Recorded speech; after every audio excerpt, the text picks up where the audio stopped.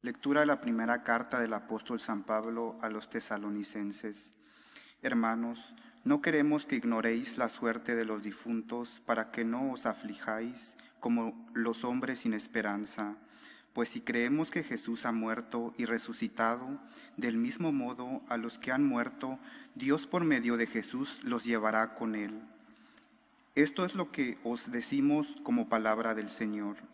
Nosotros, los que vivimos y quedamos para cuando venga el Señor, no aventajaremos a los difuntos, pues Él mismo, el Señor, cuando se dé la orden a la voz del arcángel y al son de la trompeta divina, descenderá del cielo, y los muertos en Cristo resucitarán en primer lugar. Después nosotros, los que aún vivimos, seremos arrebatados con ellos en la nube, al encuentro del Señor en el aire, y así estaremos siempre con el Señor.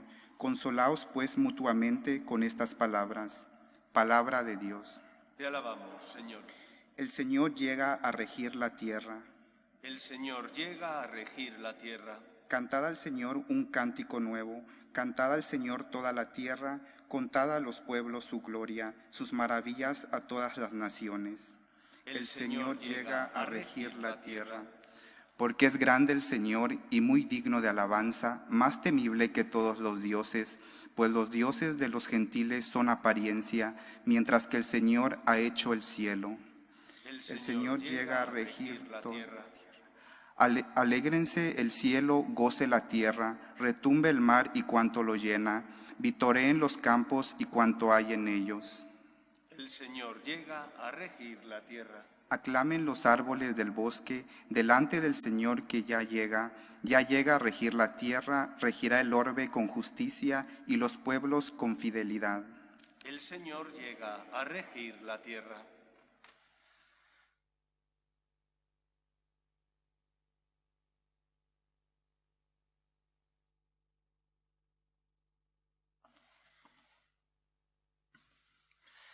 El Señor esté con vosotros. Lectura del Santo Evangelio según San Lucas.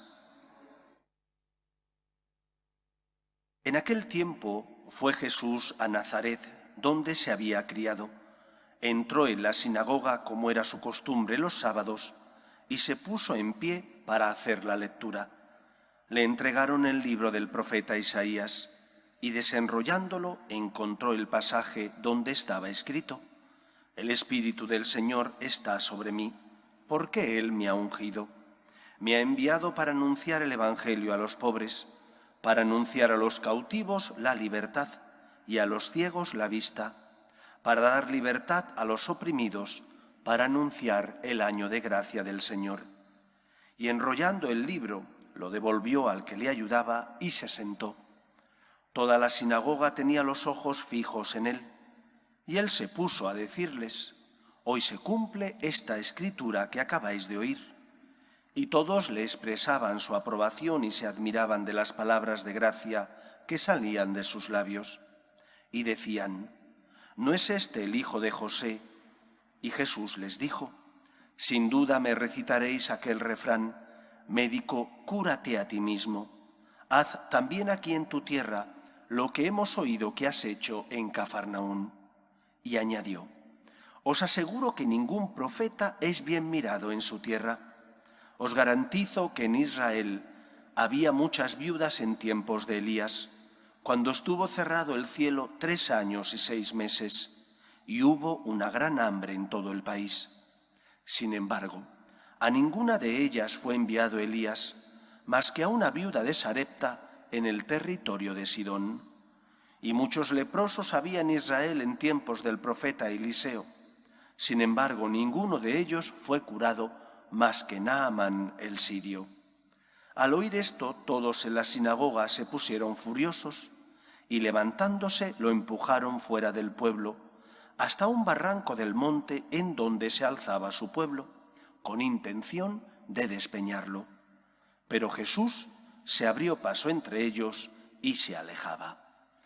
Palabra del Señor.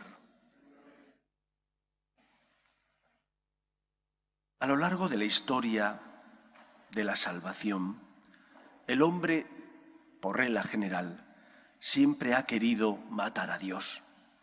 Matar a Dios no físicamente, sino en el sentido, como nos recuerda el Génesis, de ocupar el lugar que le corresponde al Señor. ¿Cuál fue el primer pecado de nuestros padres Adán y Eva? Fue un pecado de desobediencia y soberbia. Ellos quisieron ser como Dios. Y por eso el Génesis lo expresa con esa imagen que es Adán y Eva comiendo del fruto del árbol del bien y del mal. Ellos desean ser quienes dictaminen qué está bien y qué está mal, quienes quitando a Dios del lugar que le corresponde en nuestra vida, sean los que establezcan qué es bueno y qué es malo. Quitar a Dios es fruto de la soberbia, del orgullo, de ese pecado que quiere desligar al ser humano, a la criatura, de su hacedor, que es Dios, el Creador, el Todopoderoso. Hacer eso conlleva unas consecuencias. Las consecuencias del pecado original fue que el hombre, como decía Hobbes, se convierte en un lobo para el hombre, que el hombre sin Dios no encuentra límite a sus desvaríos, a su orgullo, a su egoísmo. Decía Dostoyevski, si Dios no existe, todo está permitido. ¿Por qué retar a Dios? ¿Por qué los paisanos de Jesús, que sabían de sobra las obras que él había hecho en otros lugares, en lugar de acoger lo que el Señor les decía, se rebelan contra él? ¿Por qué razón sus paisanos, en lugar de sentirse afortunados y escuchar las palabras de misericordia que salían de los labios de Cristo, como no hace milagros, entonces quieren matarlo y despeñarlo por el monte donde se alzaba el pueblo? Por soberbia y orgullo. Cuando quitas a Dios del centro de tu corazón, entonces tus pasiones, tu egoísmo, tu soberbia, se apoderan de ti y te conviertes en un lobo para el hombre. Esa es la razón y la causa por la que vemos que nuestra sociedad en muchos casos vive sin norte. No vive en una moral natural porque la ideología de género, por ejemplo, quiere suprimir el nexo que existe, la huella que hay en la creación, el nexo entre Dios creador y su obra. Tampoco viven una moral revelada, puesto que no creen en el Señor encarnado, en Cristo. Y entonces es la guerra del más fuerte. Vivimos en una sociedad que no tiene límites, donde hoy se aprueban unas leyes en un sentido, mañana en el otro. ¿Y qué es lo que marca la diferencia del bien y del mal? ¿Lo que diga la mayoría o lo que los medios de comunicación logren inculcar en las personas? Pero eso no tiene por qué ser fiel a la verdad.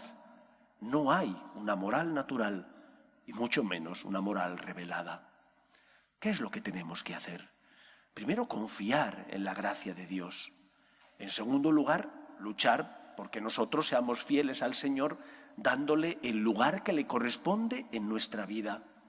Eso no significa que no caigamos, porque somos débiles, tropezamos, pero con la ayuda de la gracia de Dios nos levantamos con humildad, pedimos perdón, volvemos a empezar y en lugar de caer 10 veces caemos 5, porque el Señor mueve nuestro corazón y nos ayuda a ir perfeccionándonos y poco a poco vamos ascendiendo hacia la santidad, hacia esa perfección a la que Dios nos llama. Y de esa manera seremos luz en medio del mundo. Lo que no podemos hacer es adaptarnos al mundo. Lo que no podemos hacer es decir, porque tengamos una mentalidad derrotista, todo está perdido, ¿qué más da? ¿Para qué luchar o nadar contra corriente? Nosotros creemos en Cristo. Él es el Hijo de Dios, el Salvador. Nosotros, como Pedro dijo, sabemos, Señor, que solo tú tienes palabras de vida eterna.